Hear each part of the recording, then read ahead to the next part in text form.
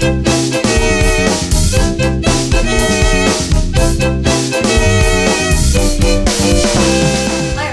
welcome back. My name is Alison, the online piano and the online violin tutor.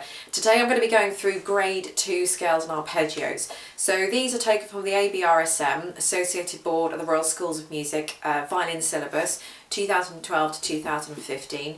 As I said in my grade 1 scales and arpeggios video, these scales and arpeggios really don't change from year to year. They've been the same old set of scales and arpeggios for many years. If they do make any changes throughout the whole violin syllabus, through all the grades, they might add in one scale or take one out. But generally they are exactly the same. So I've done another sheet for you, which I will have the link to that in a PDF scrolling up the screen now. So if you printed out the scales sheet, you can follow it with me and you'll know exactly what I'm talking about and we can go through it together. So the scales that you've got to do to start with are C major 1 octave, F major 1 octave, G major 2 octaves, A major 2 octaves, B flat major 2 octaves, G minor and D minor 1 octave. I will go through these slurred bows at the end as well. So to start with, C major scale. I think what I might do is just quickly go through each scale, and then when I do show you, just zoom you in on a close-up so you can see exactly what my fingers are doing, and then I'll go on to the next scale.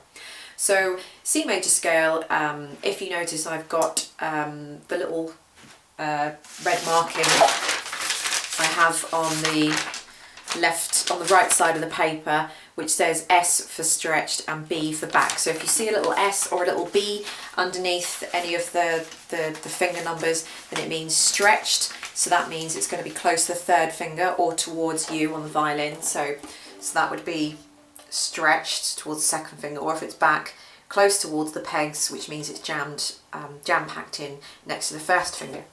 So C major scale, you're starting on the third finger on the G string, and you've got a second finger for F, which is going to be back, and you've got a second finger for C on the A string, which is going to be back as well. So here is C major scale.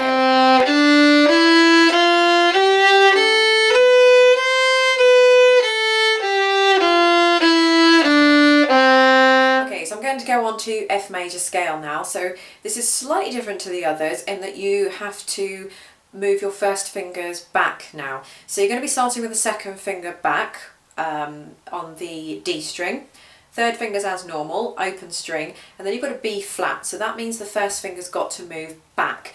So if your first finger would normally go somewhere around here, you've got to move your first finger back until you sort of feel like a raised kind of knobbly bit here at the end of the violin here. So first finger normally goes here, and it actually moves quite far back. You don't want to be on the knobbly bit, but just until you sort of can't almost go any further. And that's how far back your finger needs to go. Then you've got a second finger which is back. Now be careful here, because I know I've said the second finger back means it's going to be rammed in or packed in close to the first finger, but on this occasion your first finger has actually gone back.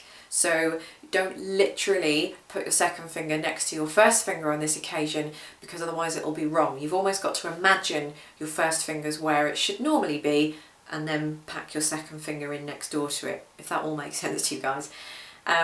So moving on, the third finger for the D is normal, an open E is fine, and then first finger's back for the F on the E string. So again, that's going to be just before you sort of hit the knobbly bit.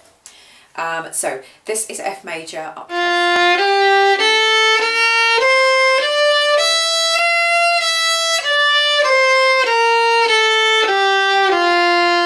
Okay, so G major was exactly the same as grade 1. I'll very quickly go through this one. I won't demonstrate this one because you should, if you've done grade 2, you should have done it for grade 1. If not, you can just go back and have a quick little look at my video. It won't take you very long to do. So the second fingers on it's a 2 octave scale starting on the open G string. The second fingers on the G and the D string are stretched, and the second fingers on the A and the E string are back. You just need to be careful not to go too far up when you get to the last note, in that because you started on the bottom string and you've gone 0, 1, 2, 3, 0, 1, 2, 3, 0, 1, all the way up to the top. Be careful that you need to stop at that second finger. Don't go up to the third finger because that's going to take you up to an A, and that's going to confuse the scale. So you must stop on that second finger, G. Okay, A major scale. This is another 2-octave scale as well. So you've got your second fingers are stretched where it says that they need to be. You've also got some stretched third fingers. So again, if you've got some little markers on your violin where your third finger would be, then you need to be just over that marker. If you haven't, then if my third finger was here, then if I put my fourth finger down right next door to it, that's sort of where I have to put my third finger. So only stretch it a little bit.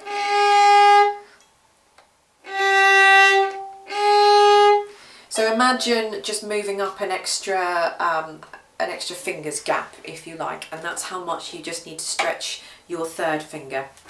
So this is A major up close.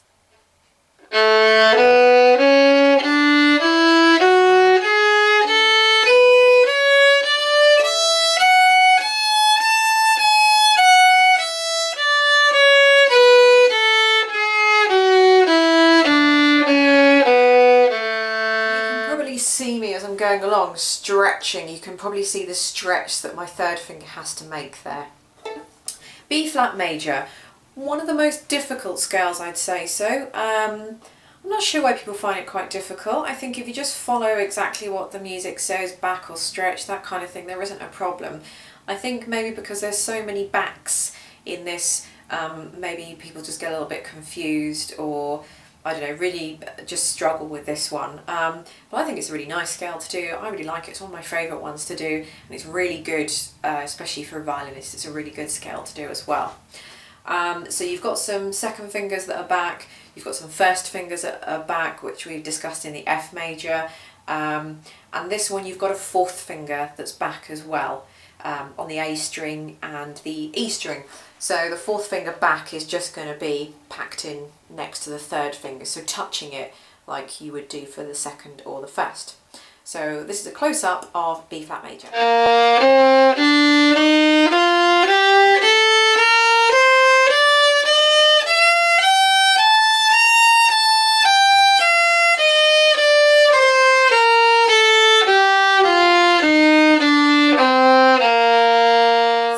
I think one little tip that I need to mention is that if you were taking this for an exam, sometimes why students have trouble with this and that it doesn't sound very right, doesn't sound correct or right, because when you put in the open A, if you've not started in the right place, then it's going to sound a little bit off. So if I was personally taking an exam, I'd need to make sure that my second finger was in fact playing a B flat and it wasn't playing a B natural, or I'd gone back too far and played an A, because if I don't start my second finger in the correct place, then I'm going to knock the whole scale out.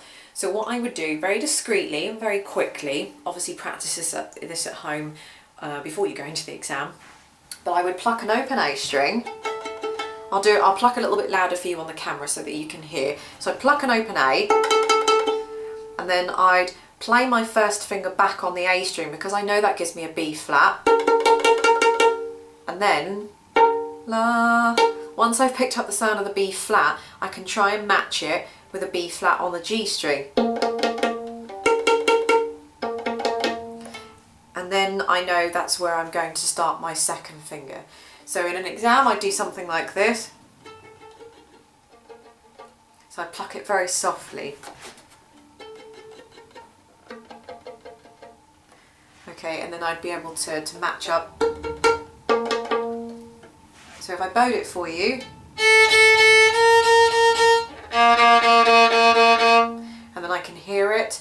Obviously I wouldn't bow that, I'd pluck it, I bowed so you can hear it, and then that's where I'm going to start the scale. And then I know that I'm going to be right for that.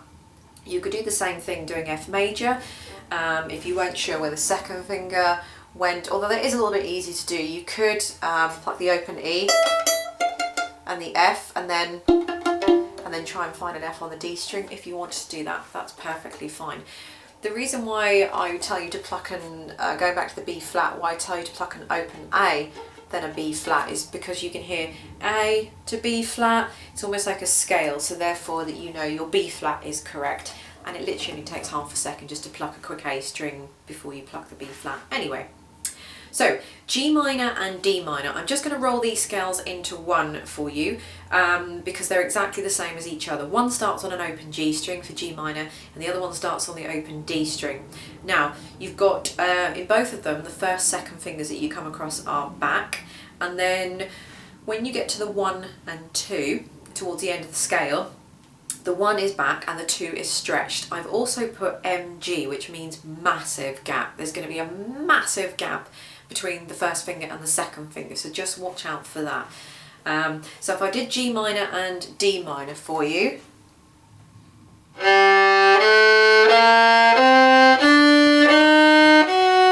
see there's a massive gap there.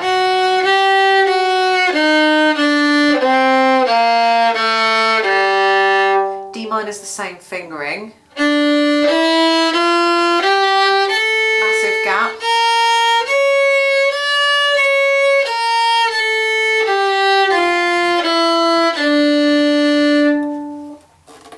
So just watch out for that when you get to the end of the G minors and D minors. Okay, now I'm just going to choose C major, which is the first one, and just do the bowing. So you've got a down bow followed by 2 ups, 2 downs, 2 ups. You've got a down bow followed by 2 ups, 2 downs, 2 ups and a down, and then follow that backwards again. If you do happen to get, I'll write it in on the sheet that you've got here so you can see it as well. If you do happen to get the book, the ABRSM official book, then all of that, the bowing will be written out for you. So what I normally do to teach the slurred bows, which can be quite difficult for students to get their head around, is to do it in sort of stages first of all. So you've got a down bow followed by 2 ups, 2 downs, 2 ups and a down. So what I tend to do is get them to break the bowing. So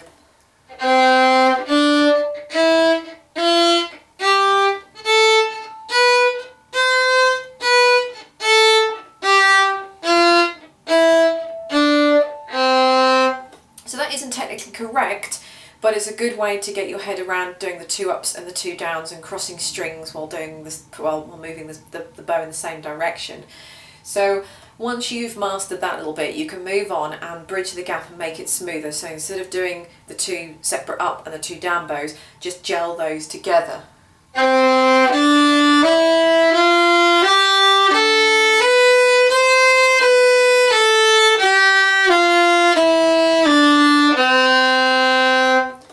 Would be like that.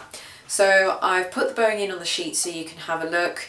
I have put the bow in as down, 2 ups, 2 downs, 2 ups, so just so that you can understand. If I think I just put the lines, then it might make it a little bit confusing, but if you watch this video you'll know what I'm talking about anyway. So I'm going to move on to arpeggios now. Now arpeggios are kind of broken up scales. They are the first, third and fifth note of every single scale. All the fingerings would be exactly the same that you've put in for those scales. I'm just going to quickly go through some of them now. So if you've mastered the scales, the arpeggio shouldn't be too much trouble. So this is C major arpeggio.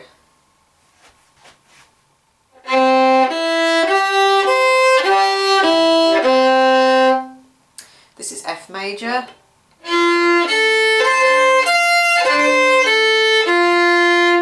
This is G major.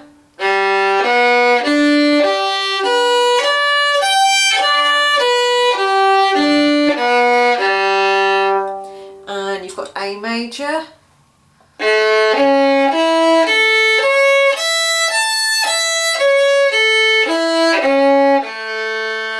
B flat major.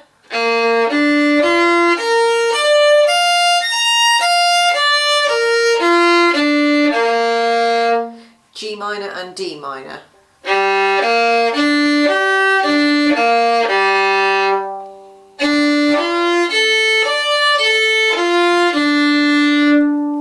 So these are all done separate bows and not slurred for the time being anyway, for these arpeggios. So I know I haven't spent an awful lot of time on these arpeggios, but to be perfectly honest, they are broken down parts of scales. I've written in everything that you'll need to know on another bit of paper for these arpeggios, with all the stretched and backs and everything, which I've taken from the scales that I've written out for you. So you know, if you want to just think of it as broken up parts of scales, that's absolutely fine, whatever sort of makes it easier. But hopefully this gives you a little bit of insight into, or at least helps somebody who might be working on their grade 2, or perhaps if you just want to do some scales just to help with technique, because scales are really, really good for technique as well, and helping you suss out the fingerings on the fingerboard, so when you come to play the music, it's much easier, and your intonation is going to be much more accurate. So thanks very much for watching. Please subscribe to my channel if you like my videos, and I'll catch you all next time.